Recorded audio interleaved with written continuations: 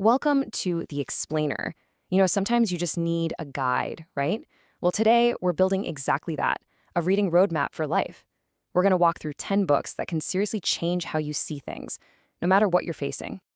You know what I'm talking about, right? Those times when life just hits you out of nowhere. It throws something at you that you never saw coming, and suddenly everything feels completely overwhelming. And look, I've been there myself. I went through a phase where I was just completely and totally stuck. And you know what pulled me out of it? It wasn't some huge epiphany or some complicated new theory. Nope. It was just one book. One single, powerful book that totally rewired how I was thinking. Okay, so what was the book? It was The Obstacle is the Way. And what's so great about it is that it's not just a bunch of ideas. It's based on the real lives of people like the Roman Emperor Marcus Aurelius and, get this, John D. Rockefeller. Rockefeller saw the financial panic of 1857, a total disaster for most people, as a chance to learn something new. The whole point of the book is this wild idea. The thing in your way is the way forward. So you have a choice. You can let that obstacle just stop you in your tracks, or you can use it to get stronger. It's a total game changer. So yeah, for me, that book was everything. It was my turning point, and it didn't just help me get unstuck. It actually inspired this whole reading roadmap that I want to share with you today. It's like a journey, and this is the first step out of the dark. All right, so let's dive into the roadmap itself. Stage 1. This is for when you're feeling completely lost, when you have no idea where to even begin. And the secret here is that the journey doesn't start with some huge dramatic leap. Now, it starts with something much simpler. Just embracing simplicity itself. And that leads us straight to this beautiful Japanese idea called wabi-sabi. What is it? Well, it's all about letting go of that crazy pressure to be perfect. The perfect body, the perfect career, the perfect life. It's exhausting, right?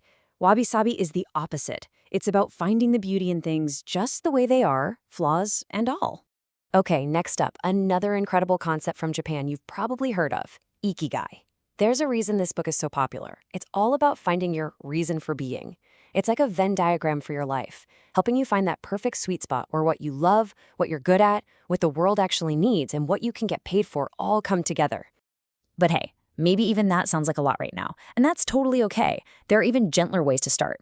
You could check out Zen, the Art of Simple Living. It gives you 100 super small, simple daily habits inspired by Japanese monks to bring a little peace into your day. Or you could go with the Little Book of Hygge. That's a Danish idea, and it's all about creating a feeling of coziness and safety.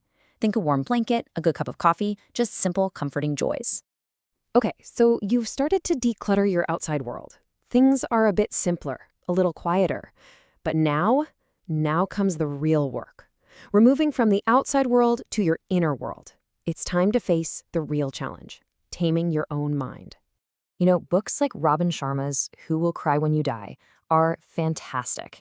They teach us to slow down, to live with more intention. But have you ever noticed what happens when you actually do slow down? The second things get quiet on the outside, the noise on the inside can get incredibly loud. And just to give you a sense of what we're up against, check this out. The average person has something like 60,000 thoughts every single day. 60,000! But here's the kicker. Most of that is just negative, repetitive junk. And the worst part? We believe it. We think it's true. Which leads us to this absolute game-changing idea from the book, Don't Believe Everything You Think. And it is so, so important. Here it is. You are not your thoughts. Let that sink in. You are the one watching your thoughts. They're just the noise, the constant chatter, and a lot of it isn't even true. You are the calm, quiet observer behind all of it. So once you start to see that separation and you begin to just observe your negative thoughts without getting caught up in them, you create this space, a bit of mental breathing room. But you can't just leave that space empty, right? You have to fill it intentionally. And that is where a classic like The Power of Positive Thinking is so perfect. It's like the instruction manual for filling that newfound space with positive, constructive thoughts. Okay, let's recap. Your inner world is starting to feel a lot more stable. You're getting a handle on your thoughts. But what about, the outside world? It's still going to be chaotic. It's still going to throw stuff at you. So the next stage is all about how to deal with all those external pressures without getting knocked off balance. And for that, we're going to turn to an ancient philosophy that is shockingly practical for modern life: Stoicism.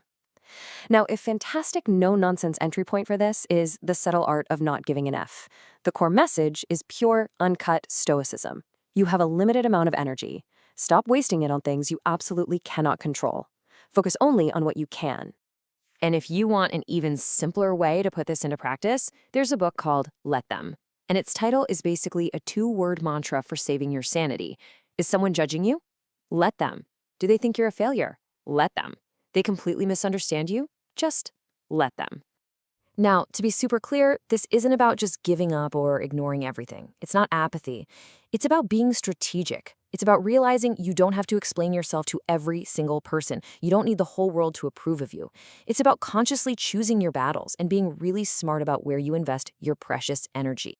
All right, we've come a long way. We've built this incredibly strong foundation. You're simplifying your life, you're taming your mind, you're dealing with the world with a new sense of calm. So, for the final stage of our roadmap, we're going to get a little weird. We're going to push beyond the everyday and start exploring the nature of consciousness and reality itself. Living Untethered is an incredible guide for this part of the journey. I mean, this book is a seriously deep dive into your own inner universe. It teaches you how to untangle yourself from your emotions, how to practice detachment, and how to just observe your life from this place of incredible peace. So you've got this deep, ancient spiritual wisdom on one hand, and on the other, you have cutting-edge modern science. What happens when those two worlds collide? What happens when you mix inner experience with quantum physics? Well, that's when you get a book that will absolutely bend your mind, Becoming Supernatural. This thing is wild. It takes deep spiritual concepts and backs them up with hard science to explore what we as humans are actually capable of. It makes a scientific case for things that feel like science fiction. I'm telling you, it will completely challenge your fundamental ideas about what reality even is. And there it is, your complete reading roadmap. We went from finding calm in the simple things, to taming the noise in our own heads, to dealing with the chaos of the world, and all the way to questioning reality itself. It's a guide that can meet you wherever you are in life. So I guess there's only one question left, and this one's for you. Looking at this roadmap, thinking about where you are right now, what stage of the journey are you on? And which book are you going to pick up first?